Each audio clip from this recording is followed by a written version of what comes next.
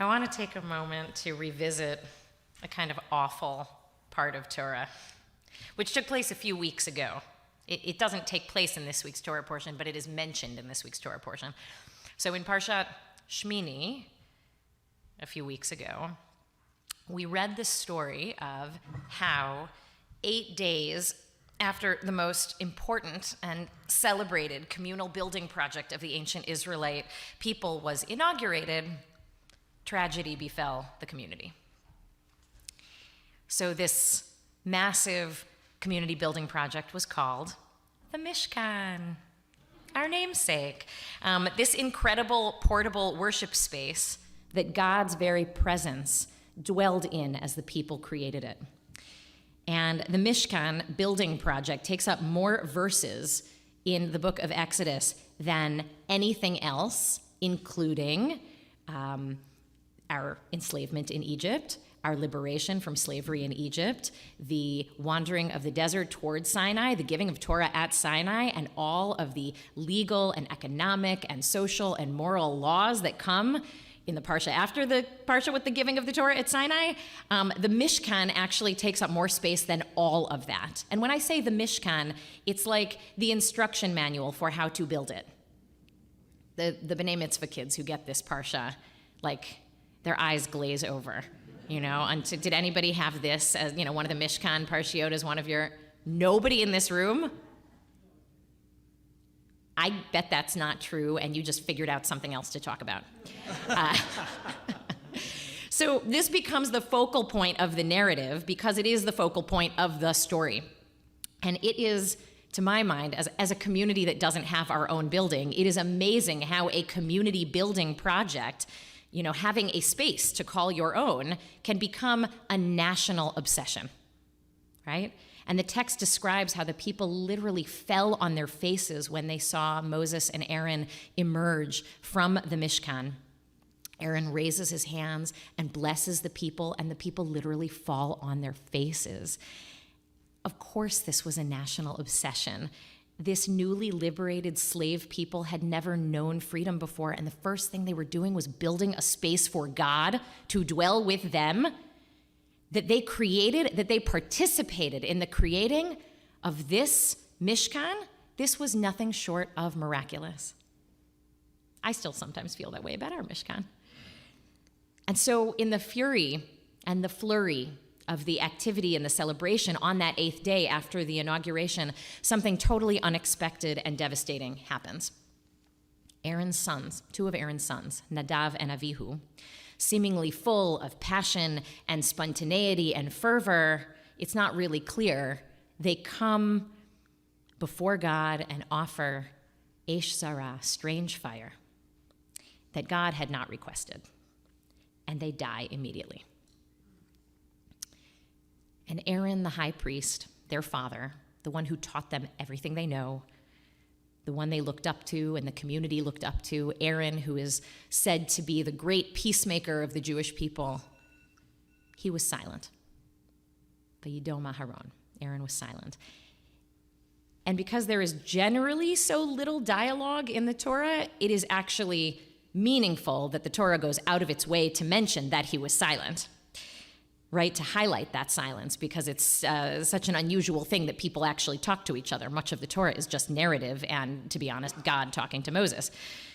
So the rabbis, our sages, want to know, why mention Aaron's silence? What was significant about it? Why was he quiet? Why didn't he cry out? In protest, maybe. Why didn't he cry?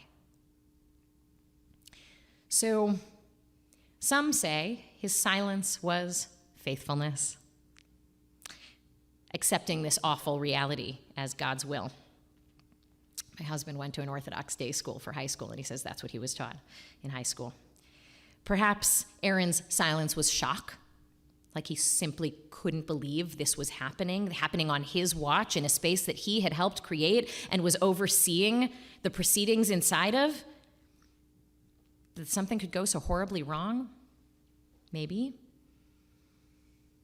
Or perhaps his silence was actually protest, He's giving his commander the literal silent treatment. Maybe it was guilt. right? Not 5 minutes earlier, he had been inside offering sacrifices and then they'd been accepted. And then his sons go and do the same thing, maybe in a slightly different way, and they die. Maybe his silence was fear. Like if he raised his voice, if he protested, maybe God, maybe his people would turn on him, call him a traitor, insufficiently loyal to the cause maybe he deserved. What his family got? We'll never really know. But our Torah portion this week, Acharei Mot Kedoshim, is chapters later in the story. It does not come right after the story I just told you, and it's weeks later on the calendar. Yet it begins, the very first line of this week's Torah portion begins with this episode, the first sentence of this week's Parsha, which concerns itself with the atonement rituals on Yom Kippur, sexual purity, a lot of juicy stuff in there, and holiness. All kinds of holiness begins with calling to mind the death of Aaron's 2 sons. And I've been trying to make sense of it all week. Why begin? The section of Torah that has some of the most iconic and timeless verses, including, by the way, Ve'ahavta l'reacha kamocha. Repeat after me. This is important. Ve'ahavta l'reacha kamocha. You will love your neighbor like yourself. This week's Torah portion. Isn't that cool? Isn't that a weird thing? It's a double parsha, so technically the parsha that one comes in begins with "You will be holy." The holiness code is what that's called. But we always read these two together: Acharei Mot Kedoshim.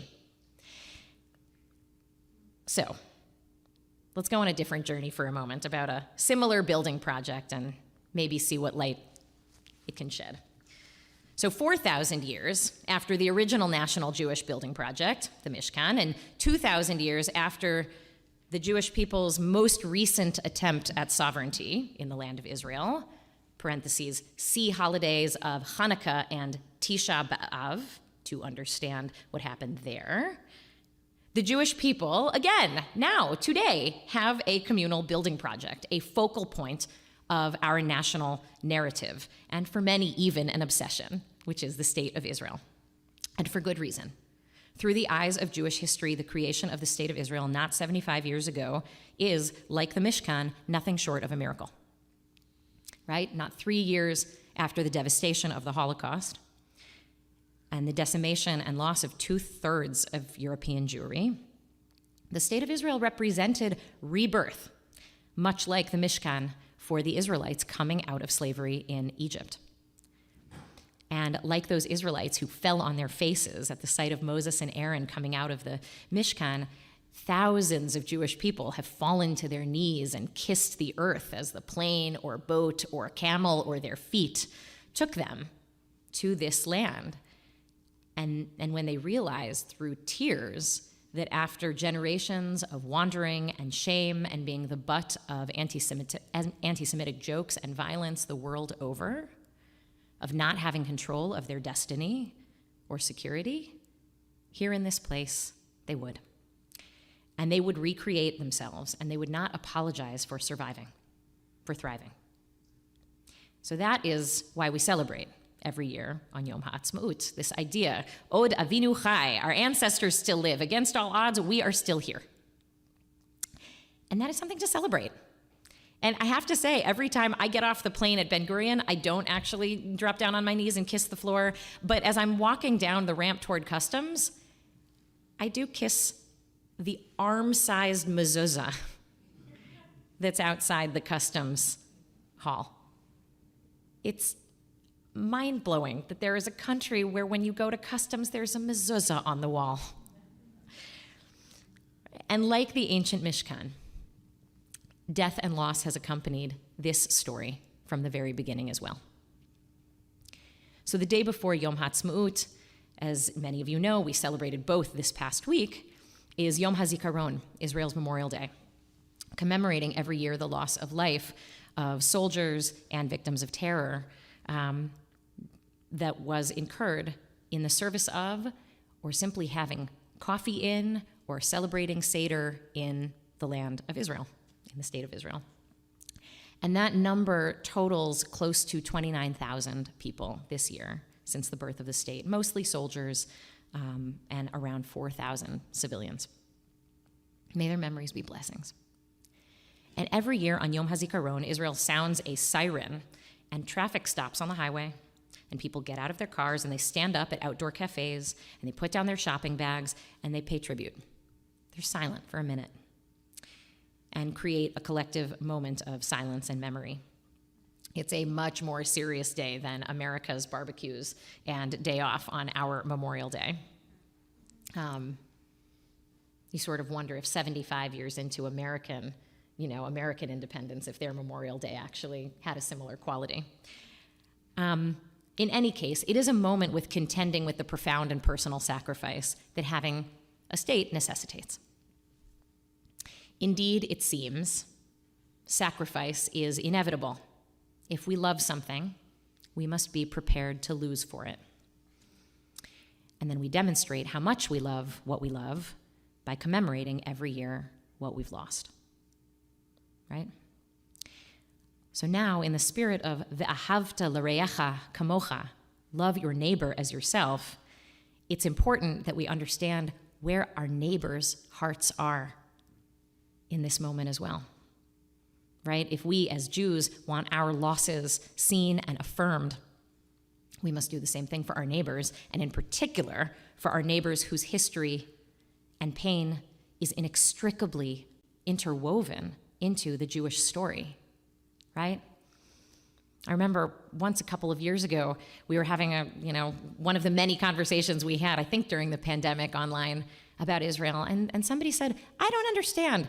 Why do we have to worry about the Palestinians? Why can't we just worry about the Jewish part? And that's not a thing. That's not possible. The daily lives of these two peoples are every single day implicating one another. And so we have to talk about that too. So Palestinians also have a Memorial Day, or a parallel Memorial Day, called Nakba Day on May 15th. And Nakba, as you may know, means catastrophe. It's the parallel day to Yom HaAtzmaut, Independence Day. And on this day, Palestinians remember the day when the miracle of the Jewish people became their nightmare, and over 700,000 Palestinians were forced to leave their homes in what is now the state of Israel. And they become refugees, in every neighboring country in the West Bank and in Gaza Strip. And 75 is not that many years ago. There are still Holocaust survivors telling the story of what they saw and felt and went through. There are still people who went through the Nakba, or the War of Independence, who can talk about what they saw and felt as they left their homes. Many of them still have the keys, iconically.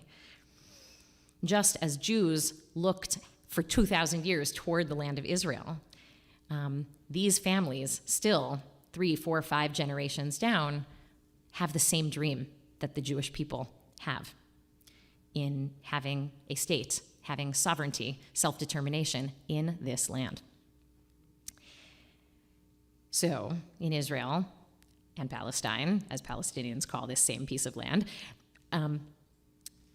there are many narratives of how we got to where we are today, but the dominant narratives, the dominant Israeli and dominant Palestinian national narratives, kind of separate our losses. And those losses are the reason to keep fighting, to protect ourselves, and never let our guard down, right? Or let someone else tell us how to maintain our national identity. Because we've lost so much, we have to keep fighting, right? Is there anybody who recognizes this kind of line of thinking? Of course. And I don't live there, We're making Shabbat here in Chicago. And so it might be easy to say, as people have said to me before, okay, Rabbi, easy for you to wax poetic about what's happening over there. So I actually want to talk about the Israelis and Palestinians who have made that sacrifice, the same sacrifice that Aaron made No parent knows they're going to have to make that sacrifice. But Israelis and Palestinians who have lost sons and daughters, mothers, fathers, brothers, sisters, friends, lovers, spouses, to the reality that is life in Israel.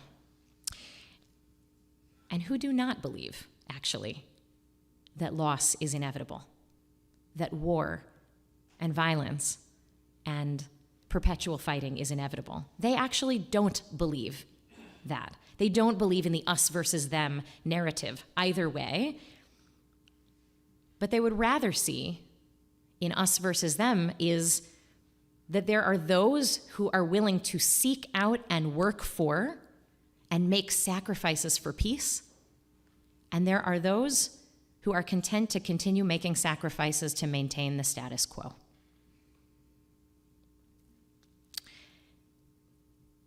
And so this Yom HaZikaron and Yom HaAtzmaut, I want to lift up the voices of those brave and visionary people who could never be accused of being insufficiently loyal or speaking from a place of naivete or privilege or distance, because they're speaking from a place of profound personal loss. And these are people who would be within their rights to turn their deep pain into revenge, into anger, but instead, in the words of the Parents Circle Family Forum, this group of over 600 Israeli and Palestinian families who have lost someone in the conflict, what they say is the best revenge we could have for those who killed our children is to make peace. The best revenge we could have for those who killed our children is to make peace. So this past weekend, Mishkan was proud to sponsor, along with 80 organizations here in Chicago, nationally in Israel, the 18th annual Joint Memorial Day commemoration, a ceremony designed by the Parents Circle and Combatants for Peace, which is an organization of former militants, both Jewish and Palestinian, Jewish, Israeli, and Palestinian, who have come together to humanize one another, to share the experience of the pain of having lost someone, so that they can build bridges of empathy and compassion and end the narrative of us versus them. It's a false narrative. And to envision and create a shared future in which there is room for all who call the land home, and nobody's pushing anybody else out. So an Israeli Jewish woman named Anat Marnin stood up at the ceremony this past Monday, and she introduced herself as the sister of Yair and Pinke, who died in the Yom Kippur War of 1973. She said, "My brothers will forever be 20, 23, and 19. And I, 50 years later, am still their little sister. As a child, they always helped me feel safe and protected. I was 16, she said, when my world fell apart. I was speechless, dumbstruck, and I disappeared into myself. My mother somehow went on, supported me lovingly, taught and spoke publicly and relentlessly about the terrible price we paid, and implored her audiences to find a way to end the bloodshed. And now I do the same," she says. "I share the memory of my brothers for the sake of my living children, as well as future generations. When I meet with Palestinian mothers," she said, "I feel an immediate kinship with them, of pain and grief. We share a terrible loss and a hope to end this conflict, and from the depth of our sorrow, we find the strength to work together, even when the cannons roar, to show that there is another way, and in order to bring our message to both societies. See us," we say. "See us, who have paid the ultimate price for this conflict. If we can come together and say enough, then all of you can. May you join our call," she said. There were 15,000 people that showed up for that in-person joint Memorial Day celebration or commemoration in Tel Aviv, and another 20,000 people that watched online. To listen to these brave souls share their stories and to witness the pain of the other and to stand in solidarity with one another and see that not as a threat to anyone's national identity or religion, but as a more expansive identity that transcends boundaries and includes the presence and thriving of the other in their vision of the future, of their neighbor. And this vision of shared grief translating into the desire for a different future, a different status quo, not this status quo, a new, safer future, a shared future for all, is gaining attention and support. And for good reason, I think. Having a state, or having a mishkan for that matter, is a tactic toward achieving a goal. The goal of the state isn't the state itself. Right? Think of a lot of countries in the world that in and of themselves are not inherently holy. It's what happens in that space. It's what that space makes possible. The goal of the state isn't the state, it's the dignity and safety and self-determination, the determination of one's own destiny that is possible in a state. That's the goal. Would it not be incredible for a new generation of Israelis and Palestinians, not made hard by the many decades of hearing the same story, but envisioning a new story? Wouldn't it be incredible for them to envision their own dignity and safety and self-determination in a way that enhances, not detracts from, the others? Wouldn't that be cool? Because there won't be dignity or safety or self-determination for anyone unless there is for everyone. That's the reality. And so this is what Parents Circle and what Combatants for Peace and what Standing Together, another organization that we've hosted here, and so many more people-to-people peace-building organizations are trying to make happen. One hopeful, painful, hopeful day at a time. Our Parsha begins 4 chapters of focusing on how to be a good person against the backdrop of the death of Aaron's children. I wonder if perhaps Aaron's silence is a question. How might I be part of creating a world where no one's children have to be sacrificed for what they love? I want to invite us to stand. And I want to bless us tonight to have the courage to listen, to be quiet and to listen to stories that aren't the story you thought you knew about something you love. I want to bless us tonight to know that you're not a traitor if you lead with love. I want to bless us tonight to know that in order to create peace, we have to invest in peace. And in order to create peace, we have to do what Aaron did. Listen. I want to bless us tonight to know that maintaining our own dignity and safety means investing in the dignity and safety of our neighbors. For their sake, for our sake, and for God's sake.